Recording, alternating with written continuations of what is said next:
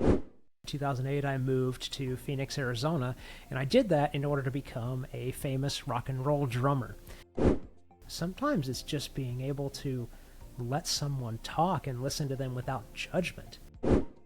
What are you up to? What are you pushing towards? What can I potentially help you with? And it's tragic. Why would you not have an asset in place?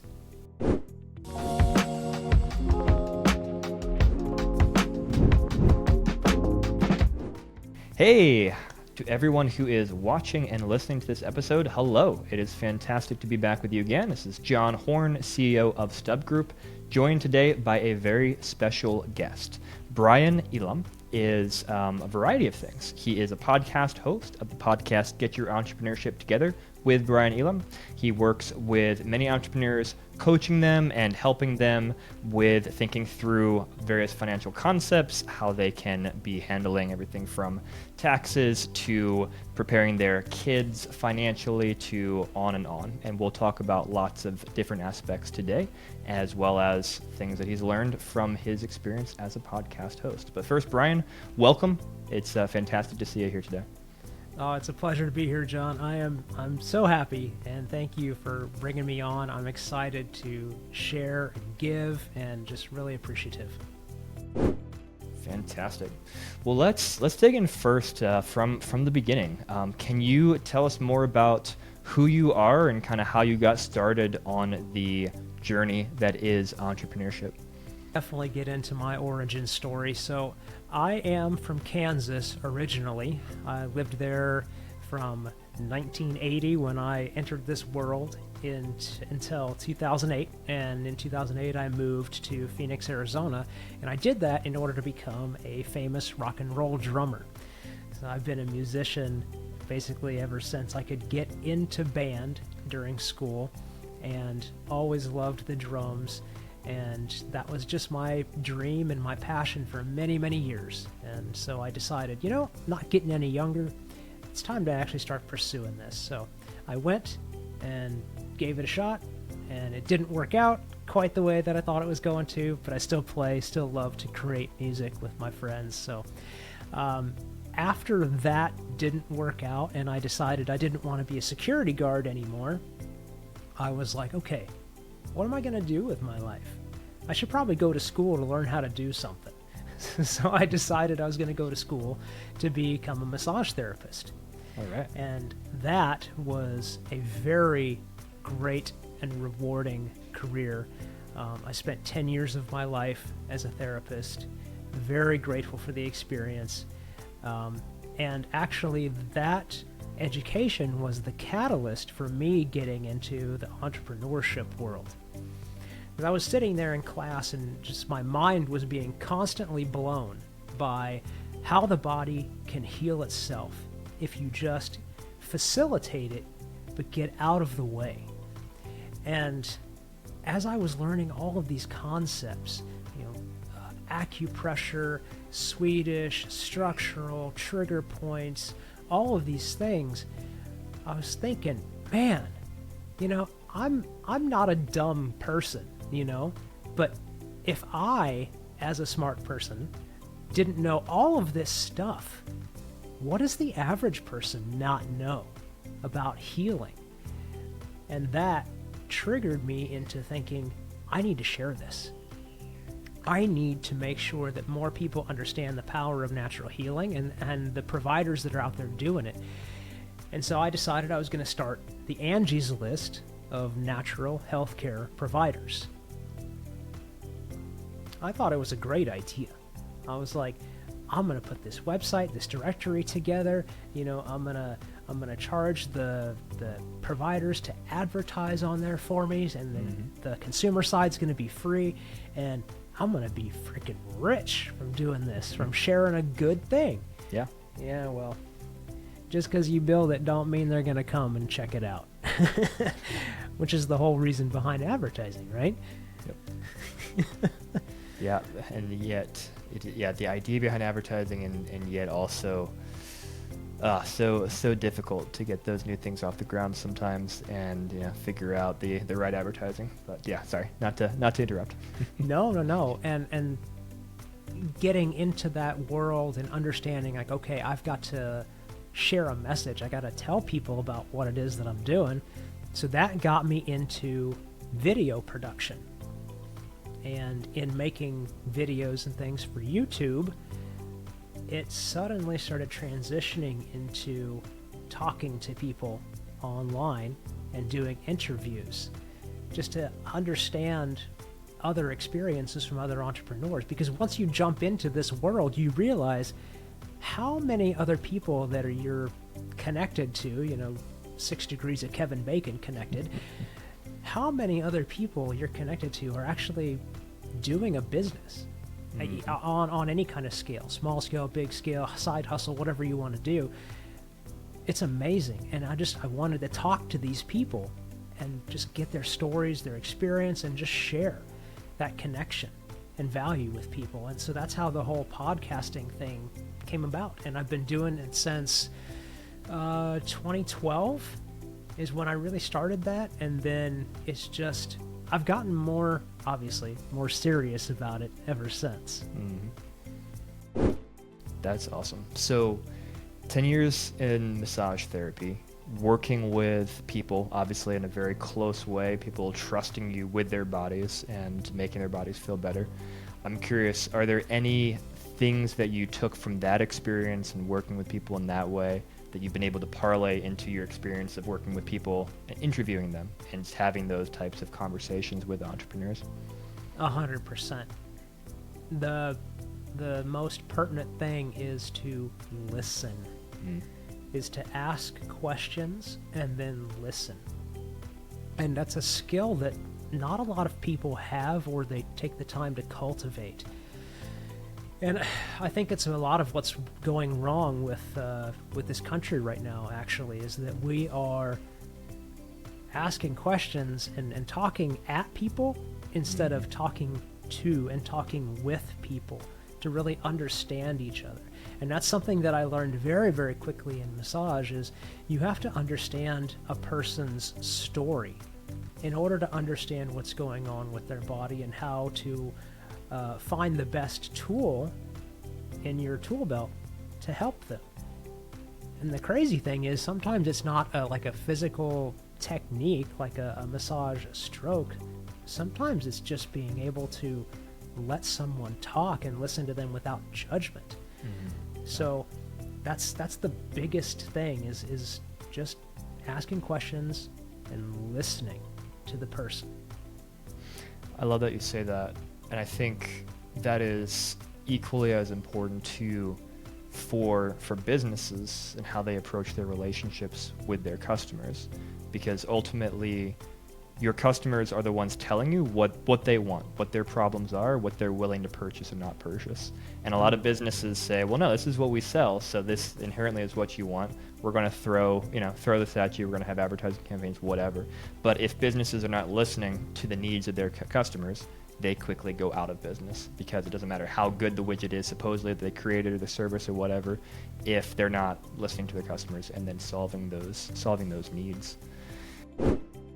I'm curious. So you've gotten to speak with many people on your podcast, many entrepreneurs. I've also had the privilege of being on your podcast, which thank you for that. Thank you for adding me to that roster. It was a pleasure. What are some of the most interesting, or maybe, what are some of the things that have stuck with you the most from your conversations with different entrepreneurs? Could be tactics, strategies, questions they ask, whatever. What are some of the things that are most memorable to you? That's a great question. I would say a couple of the most memorable things. Number one is networking. And there's a way to do it right, and there's a way to do it wrong. And the way that you do it right is, again, you're out there, you're listening to people. You're not the one that's talking. You're finding out about the person, the business owner, whoever you're networking with, and figuring out, what are you up to? What are you pushing towards? What can I potentially help you with? Or am I connected to someone who might be able to help you. And that's the biggest point to networking. It's not, networking is not about you. Yeah. That's something that, again, a lot of people kind of get wrong, or they think about it wrong. And networking isn't about you.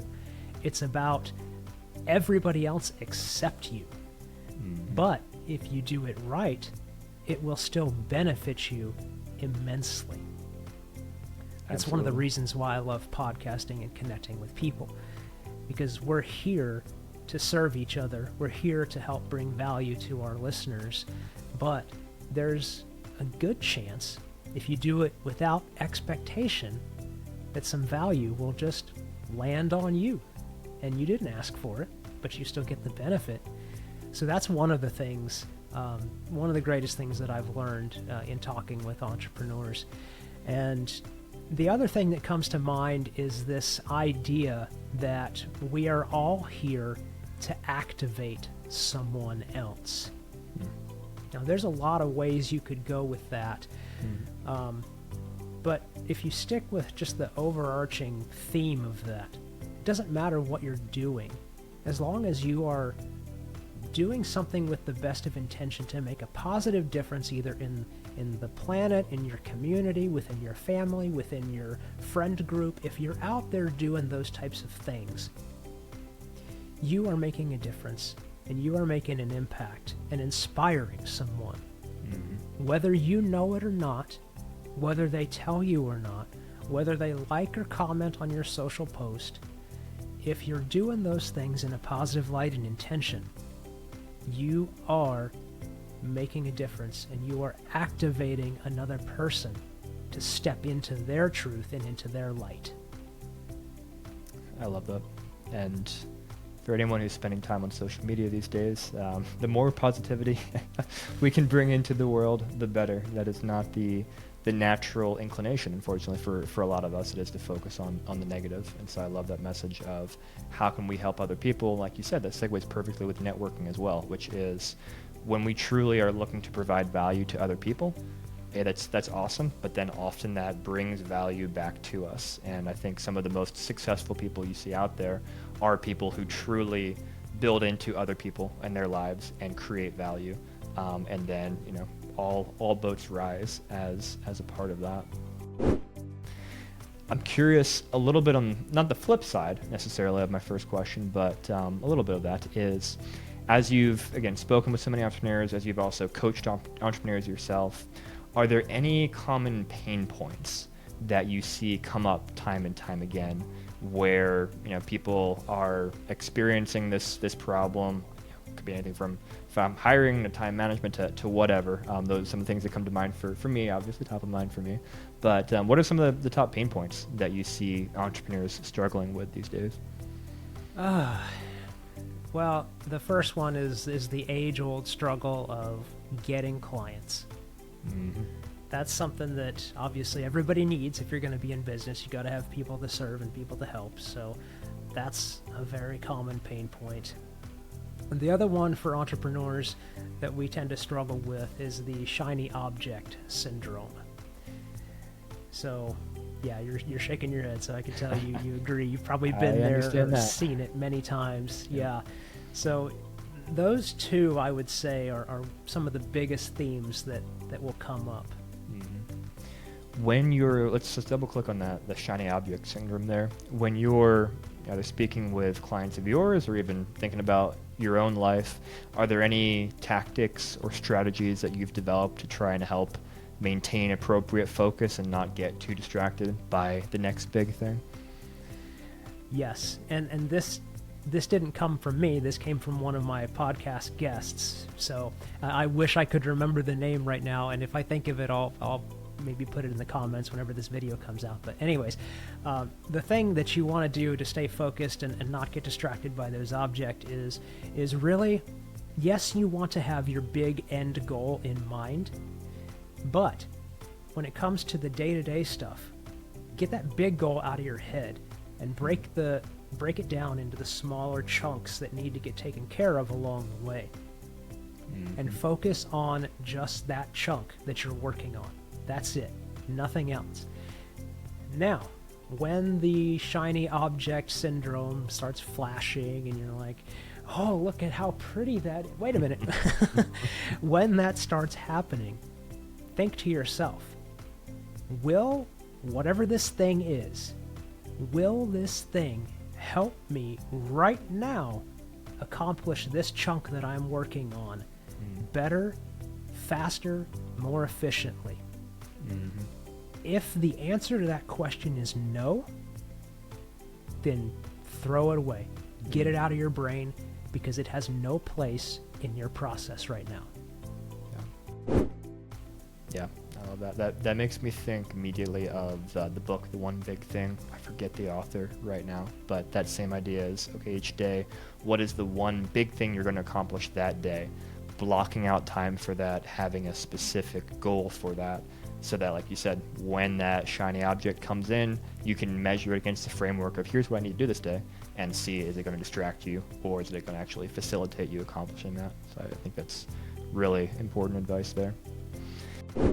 I want to segue things a little bit here. So before we clicked record today, you were mentioning that you spent a lot of time talking with entrepreneurs about personal finance and different finance-related topics.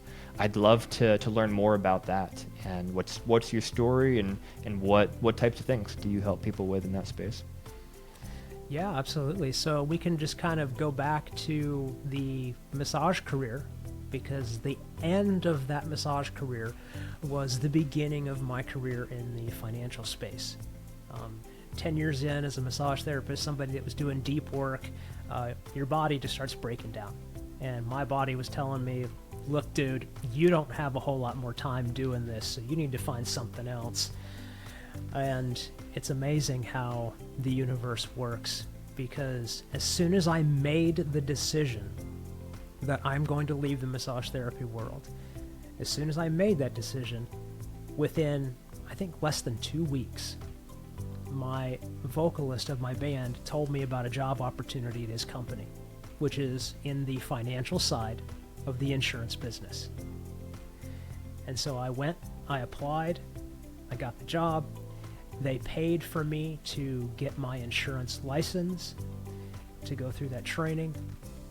And just like the massage and the healing aspects, when I started learning about the power of what insurance can do for people and their financial picture, I was like, okay, people need to know about this. People need to understand what this can do for them, and that it's not just about, a death benefit or death insurance, as some people like to call life insurance. It's not about that. There's many, many different ways you can enjoy building your wealth and enjoy it along the way with these products. So that's kind of how that came about. Awesome. So let's dig in. You mentioned life insurance. Is that the primary type of insurance you work with, or is there a spectrum of different types? So there's within the life insurance, there's different ways that you can use it. You can use whole life insurance to basically fund a lifestyle.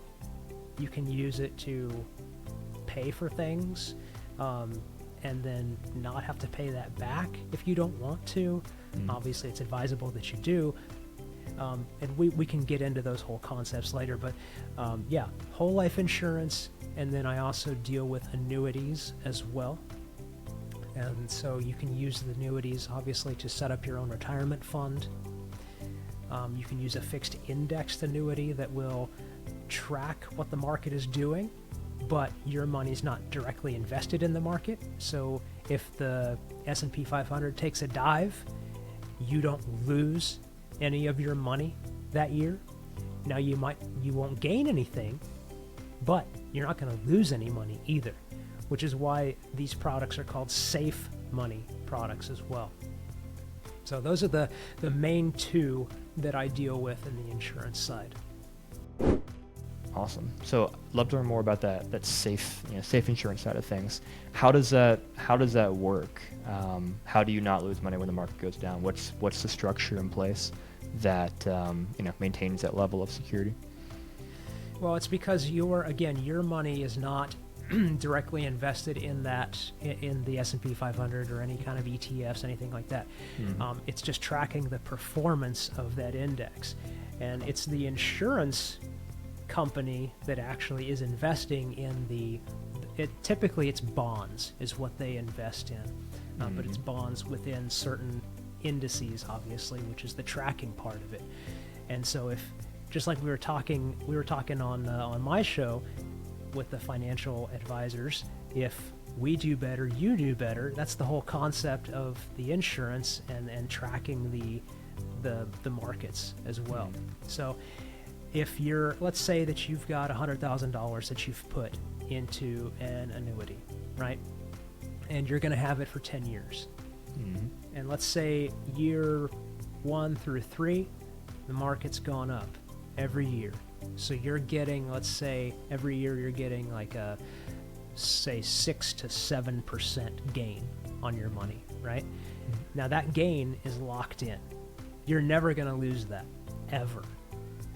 But let's say year 4, the stock market goes down 20%. Now, if you were just in the regular market, your money would go down 20%. Well, because of you're not in the market, you're in an annuity that just tracks the market, your money stays flat. All those gains from year 1 and 3, you still got them. You didn't gain any money year 4, but you didn't lose any either. Now year 5, when the market starts coming back up, well, you get to participate in those gains. You don't have to recoup that 20% just to get back to the black. So that's what I really mean when we're talking about safe money. Very interesting. So level of stability there, and just confidence in knowing there is a mitigation of risk. That sounds very appealing to me. I may talk more to you about that offline. Very cool. Let me wade a little bit into controversial waters, if you don't mind. I'd love to hear your perspective. I'm sure you have this conversation all the time, but term versus whole.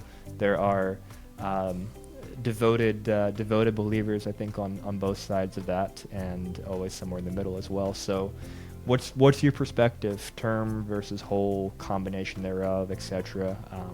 What do you think is the best approach for people to take? Well, just like when you're consulting with a client for StubGroup, you have to listen to them. You have to understand what their goals are, right? Same thing. So you can't pigeonhole somebody into this is the best product. Like, I only sell term because why would you sell anything else? Like, no, it's dependent on the situation. And I'll give you a couple different situations, right? So speaking specifically in the entrepreneurship world, you're the CEO of a company, right? Do you have partners in that company? Like, you have a certain percentage of the company, like 50-50, 60-40, things like that? Exactly, yeah. Okay. What happens if one of your partners, God forbid, they die unexpectedly, and you all of a sudden, as a company, as a person, you all of a sudden now have to pay that family out their percentage of the company that they own?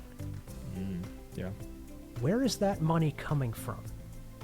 Is it coming out of the company coffers?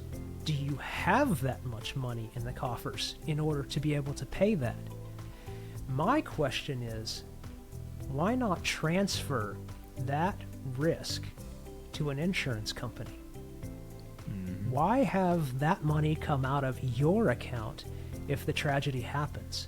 Why not have the insurance company pay for it? What I'm talking about is a key man insurance.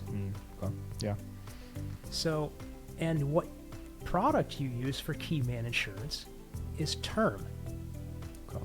Because typically somebody's not going to be in the business for over 30 years, right? Especially if they're already like 35, 40, they're going to retire. So there's no reason to keep paying that to cover that risk once they retire, right? But if they do happen to tragically pass on, why should your company be left with that responsibility of paying the family? Or if you can't pay the family and you don't have an insurance policy in place, then what? The wife is going to come in and help you run the company? Like, that is a nightmare I don't think most entrepreneurs really want, even if they like the person. Sure. Yeah, absolutely. So that right there is a very good case for term insurance. Going to the other side of things, the whole life side, we can talk about setting your kids up for a prosperous financial future. And there's a whole life insurance product out there called IUL, which is Indexed Universal Life. Now, maybe you've heard of it. It's getting out there in the social medias these days, on the TikToks and things like that. Some people are talking about it. Have you heard about that? I'm familiar with Universal Life. I don't know about the nuance of the Indexed Universal Life. Well, basically, it's the same thing like we were talking about with the annuities, how it tracks the performance of the market. Got it. So you're with an Indexed Universal Life, you're able to track the performance of the market, but it's within a whole life policy. And the reason these are so powerful is because you can start these for your children as young as 0. Like, as soon as your baby is born and has a social security number, you can get an IUL for your child. And obviously, since they're so young, the premiums are going to be very, very affordable. They have their whole life to build this cash value inside of this policy. And by the time they're 18, they can cover probably the first entire year of their tuition at college by just taking out a loan from that policy. But the kicker is that loan, it doesn't come out of your cash value in that policy. It comes from the insurance company. So your money that's in there, or your child's money that's in there, it continues to grow even while he or she is using it to go to school. And the other kicker to that is, yes, there's an interest rate that is charged on that loan, but it's not like a credit card. It's super low. And it's only compounded every 12 months.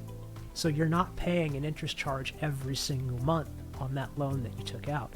It happens once a year. So you've got an 11-month buffer if you have the ability or want to pay it off with 0 risk. And you didn't use any of your money, you used the insurance company's money.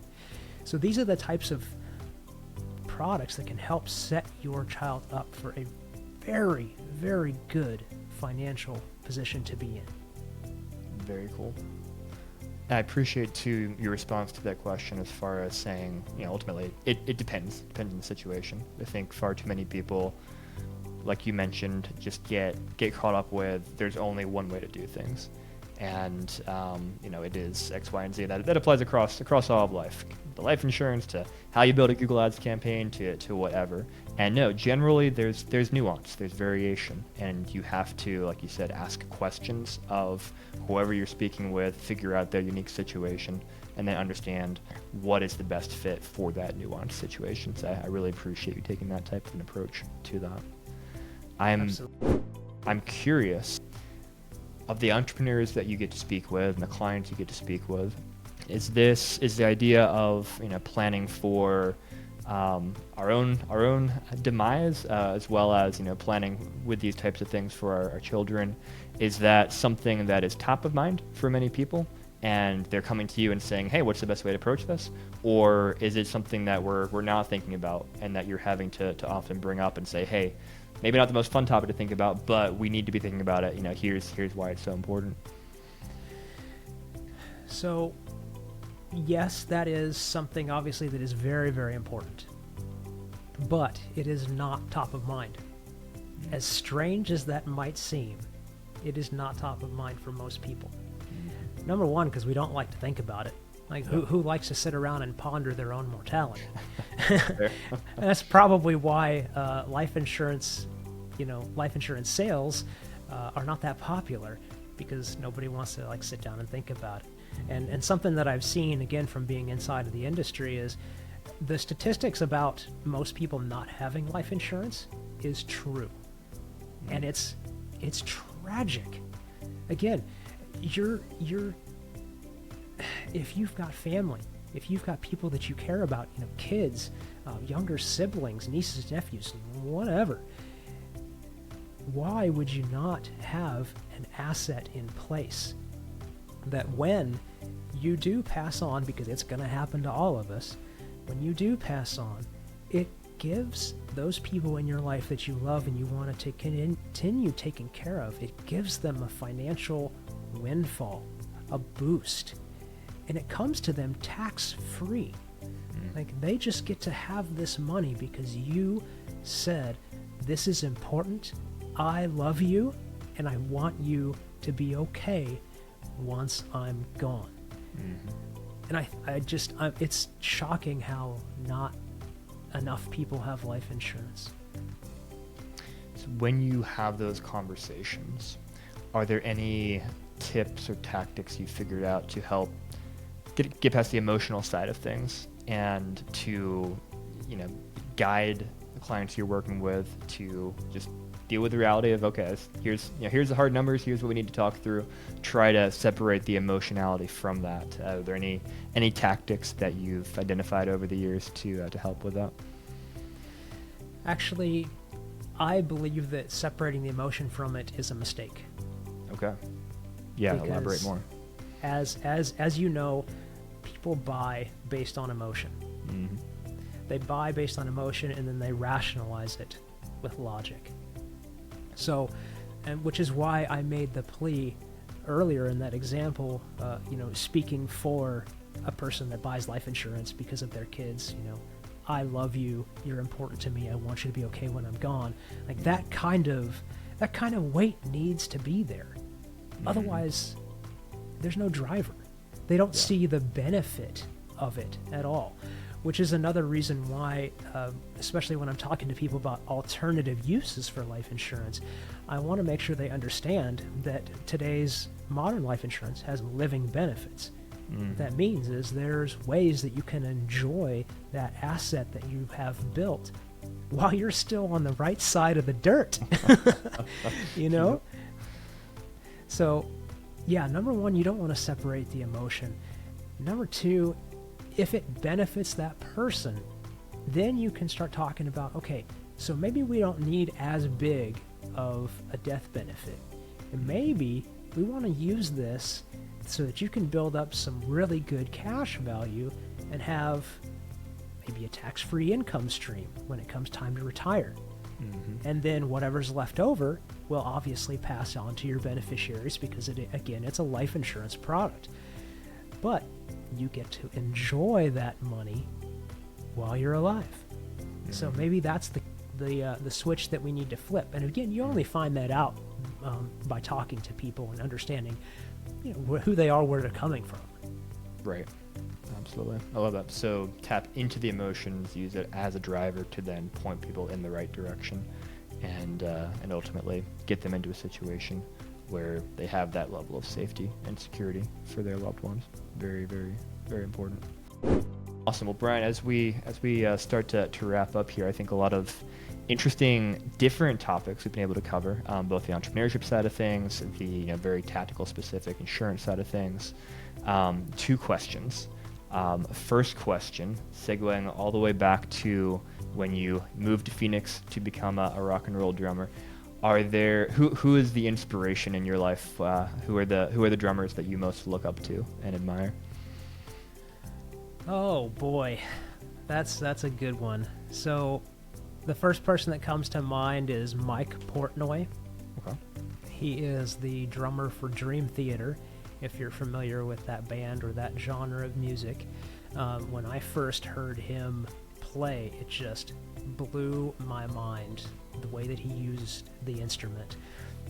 Another drummer, another progressive drummer that I really learned from was Neil Peart, the drummer for Rush. Again, another phenomenal, I don't want to say drummer, he's a phenomenal musician. One of those people that the songs just wouldn't be the same if he wasn't the one playing them. So Portnoy, Neil Peart, coming up in the late 80s, early 90s. I gotta mention Lars Ulrich. You know, the Metallica Black Album was huge. I've never heard anything that sounded like that. So yeah, those were definitely some good inspirations. And Carter Buford, I think. Anyway, the drummer for Dave Matthews Band. Okay. That guy is just, he makes it look so easy it's disgusting. But I love it. Awesome. Well, I've got some listening to do, some digging to do then after our conversation here. Cool. Well, last question for you, Brian. Again, thank you so much for your time today. What is the best way for people to get in contact with you, whether that be wanting to come on your show or to chat more about insurance you can assist with or anything else? How can people find you? Well, the easiest way would just be to head over to the website, which is wealthy.consulting. No .com, no .net. It's one of those new fancy URL enders. I like it. So wealthy.consulting. There's forms there you can fill out if you wanted to schedule an appointment to talk about anything in the insurance realm or even in the tax mitigation side if you're an entrepreneur. Awesome. We'll get that in the show notes as well. Everyone watching, listening, I encourage you, go meet up with Brian. I've really enjoyed getting to know him and chatting with him, and I think he'll have some valuable, some value to add to your life. And Brian, thank you so much for coming on and sharing some wisdom today. Really appreciate it. Absolutely. It's been my pleasure. Thank you so much. Absolutely. All right. Thanks everyone for watching. We will see you on the next episode.